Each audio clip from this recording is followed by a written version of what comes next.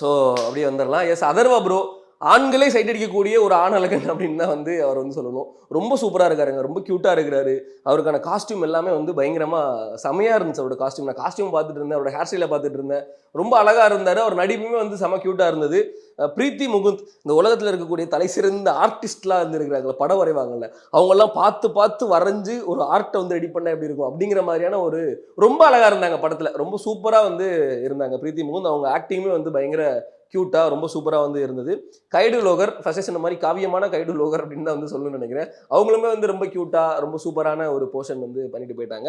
அதை தவிர்த்து இந்த படத்தில் நான் சொன்ன மாதிரி இன்னும் 2 ஹீரோயின்ஸ் இருக்கிறாங்க. நமக்கு ட்ரெய்லரில் காமிக்காத 2 ஹீரோயின்ஸ் இருக்கிறாங்க. அது நீங்கள் படத்தில் போனதுக்கப்புறம் போய் பார்த்தீங்க அப்படின்னா சூப்பராக இருக்கும். அதான் அப்போ சொன்ன மாதிரி இதே முரளியில் ஒரு லவ் ஒரே லவ் அப்படியே அதோட முடிஞ்சிடும். பட் இங்கே அப்படி கிடையாது. இங்கே ஒரு லவ் வரும், அது ட்ரை பண்ணுவார். அப்புறம் இன்னொரு லவ் வரும், அதையும் ட்ரை பண்ணுவாங்க. அதுக்கான ரிசல்ட் என்ன அப்படிங்கிறது நீங்கள் படத்தில் தான் போய் பார்க்கணும். நான் வந்து என்னால் சொல்ல முடியாது.